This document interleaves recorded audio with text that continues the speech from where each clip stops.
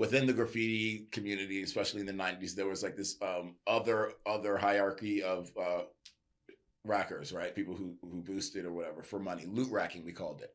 So not just like, run into a store and run out with some North Face, but like racked for a living, like had some skill, like knew what they were doing and were sophisticated, and like, it was a steady income racking, right?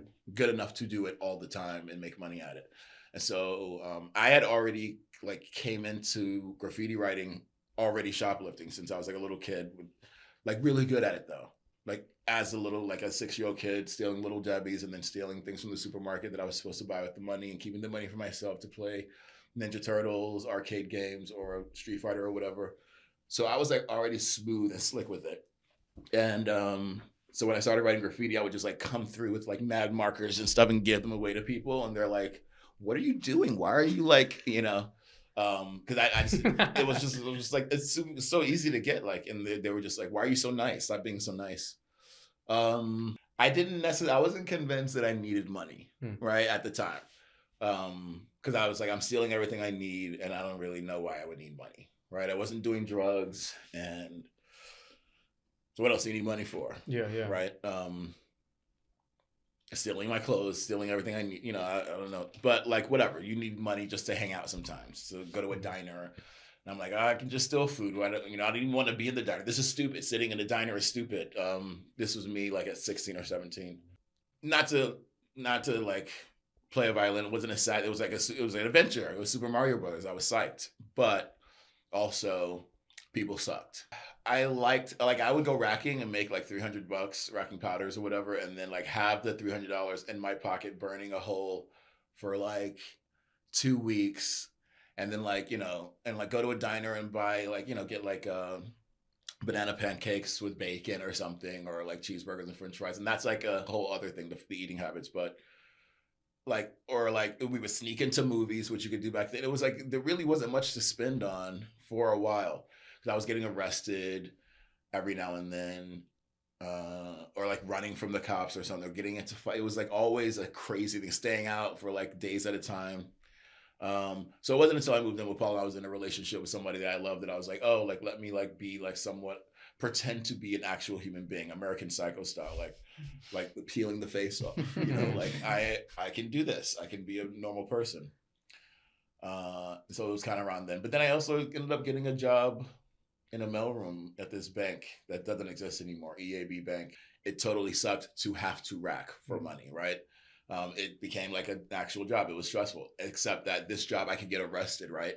And it sucked because I knew dumb people, straight up idiots, who had like legitimate jobs, who had, their lives together, but were idiots, right?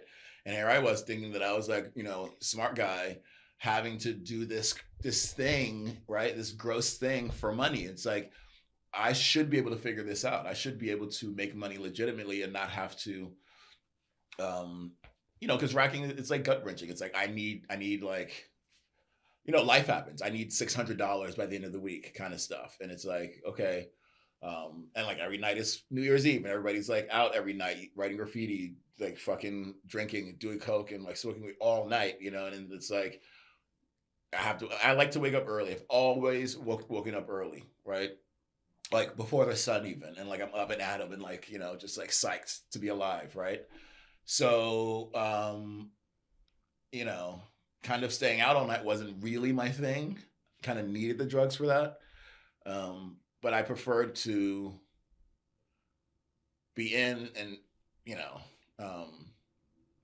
I just like the sort of like scheduling of like sleeping when I'm tired and then waking up early. And then, so rehab was like really good about, I have these spots. We hit that spot like 2 weeks ago. Now would be a good time to circle back to that one. He may have even had a racking book, which is super dumb. But like back then it was like, a great idea.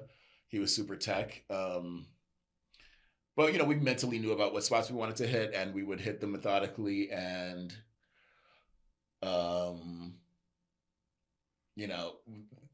it was fucking whack. So like we were good, right? And it was good to have somebody to do it with. That took a lot of the edge off. But we couldn't necessarily do it all the time because we're two different human beings and we have different lives going on. So sometimes we'd be like, yo, I need to go racking.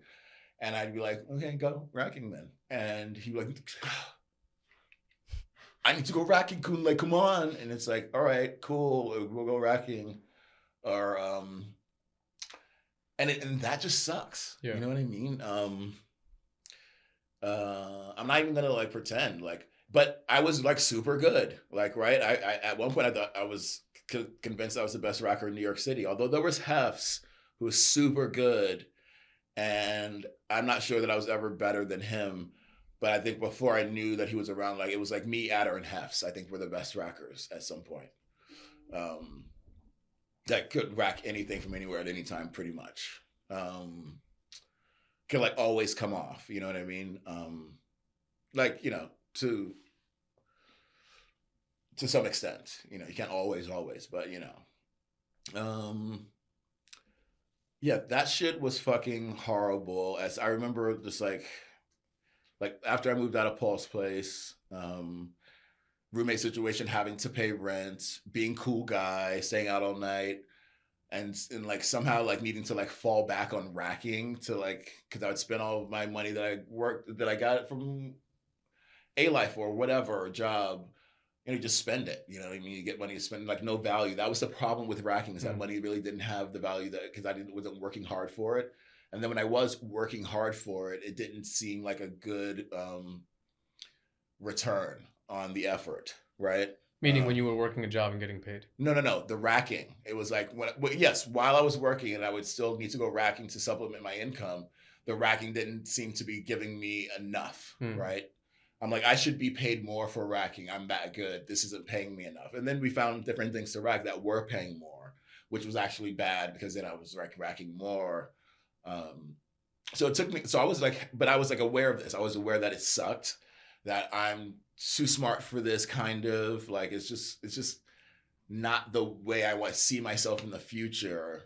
But like street cred, right? So like, and I'm good at it. So, but like, I don't want to have to do this. I haven't even like, you know, I hadn't begun to explore any kind of like legitimate sort of like source of income other than just kind of like working at the homie shoe store or whatever. So, which doesn't really go anywhere either. There's no upward mobility there. You have to sort of still make something of yourself. And that really is work also. And then I have to invest time and effort into, which I was not good at. I was not good at working at something. So like everybody else was like either in college, right? Or had like, or were close with their parents, right? It just had, you know, something else going on. And we were just kind of like Daryl's kind of out there, but liked hanging out with like people who were like in college or had something going on, or like, you know, did something, music, photos, like writing something. People who did something, and graffiti writers, but also people who knew stuff about stuff and who were like learning shit. Like art people, basically. So, but it's like hard. It's like, you know, just hanging out basically for years until like, you know, you're like, you gotta fucking like do something.